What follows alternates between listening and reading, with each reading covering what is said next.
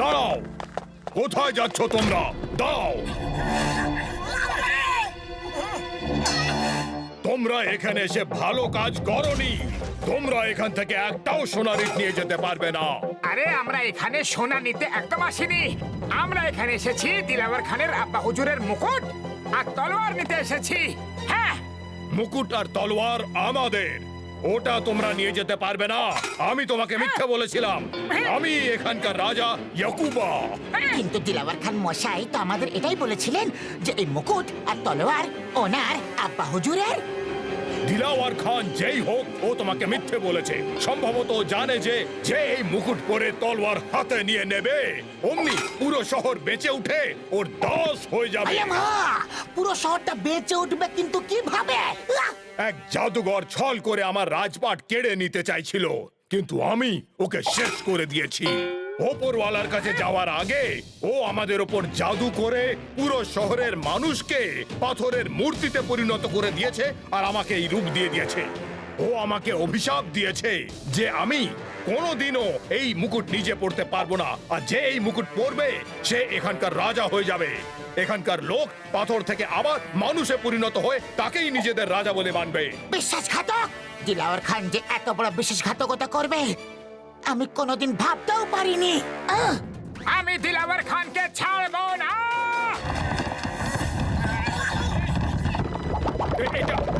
এটা কি হচ্ছে? হ্যাঁ?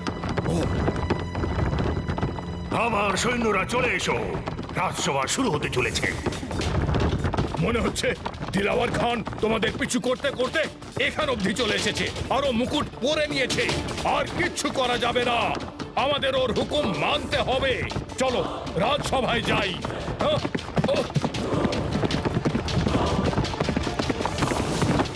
চলো তাড়াতাড়ি।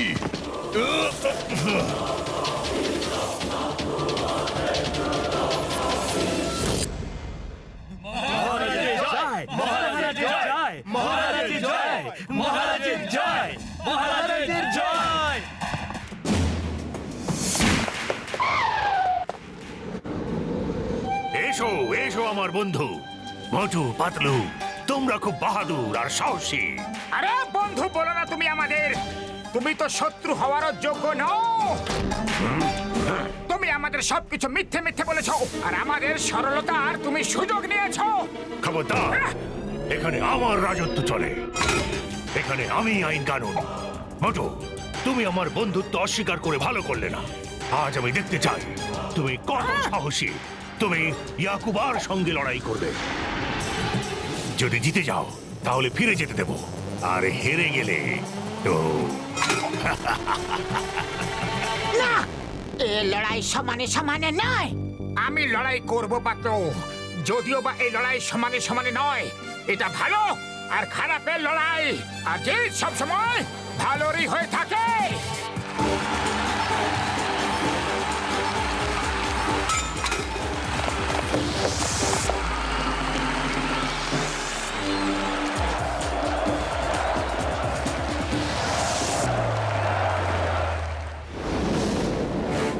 পাতলু তুমি যাও, এই লড়াইটা আমার।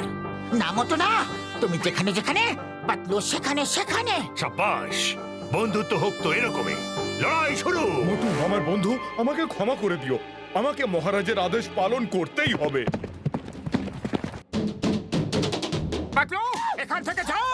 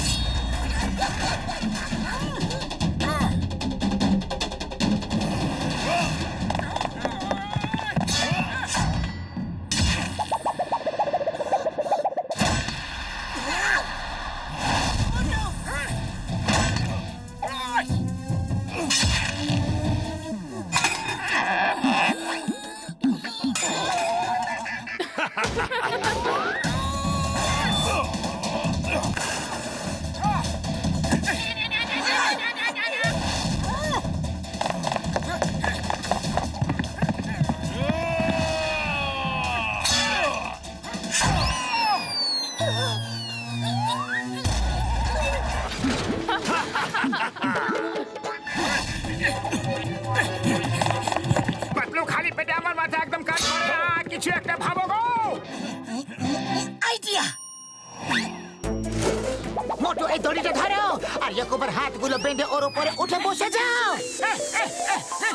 ইয়াকুবা!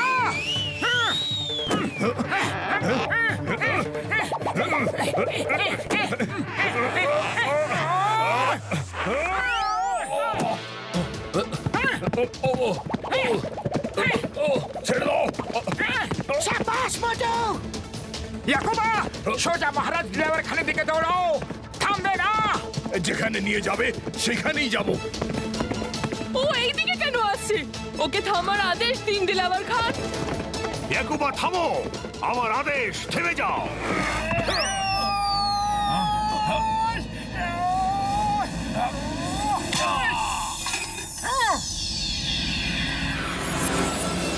নতুন মহারাজের জয়! জয় নতুন মহারাজের জয়! মোটু মহারাজের জয়। আজ থেকে আপনি আমাদের মহারাজা হলেন। না না না, এটা ভুল, এটা বেইমানি। ছল করে আমার মুকুট কেড়ে নেওয়া হয়েছে। আমি রাজা, আমি রাজা। ধরে নাও এই দেশদ্রোহীকে। এই, দাঁড়িয়ে যাও, তোমরা বাঁচতে পারবে না। দিলাওয়ার খান কত দূর পর্যন্ত পালাবে? বসবে না, ওখানে মুকুট ছাড়া একদমই বসবে না। আমি বসে পড়েছি, এখন এই সিংহাসন আমার। আমি রাজা, আমি রাজা।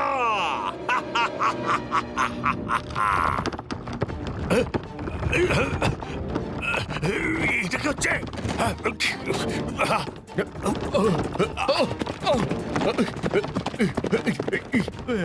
কি হলো?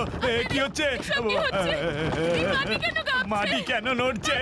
ও বাবা! দিলাবর খানজি, বাঁচান!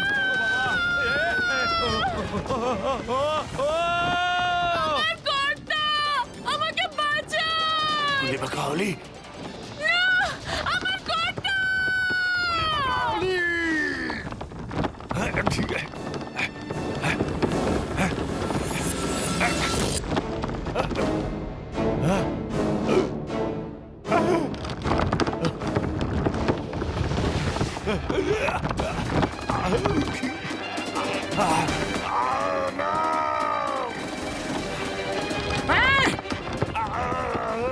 দিলাওয়ার! মোটু পাতলু, বাঁচাও, আমাকে বাঁচাও। না!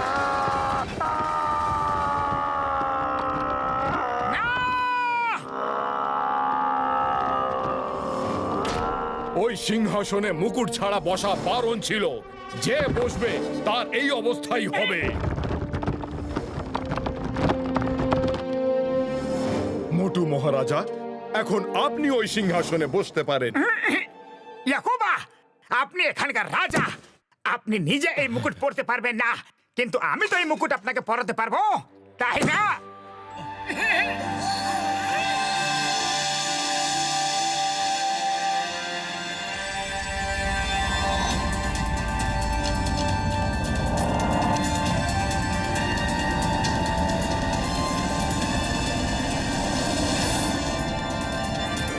মোটু পাতলু, অনেক অনেক ধন্যবাদ।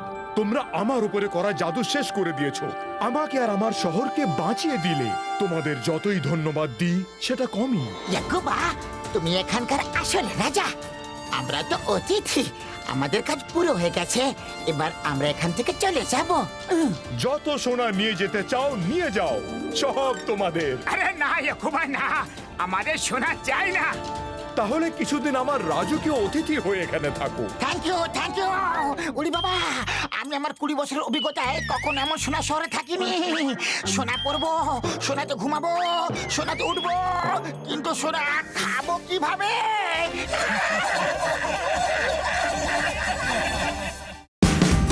Watch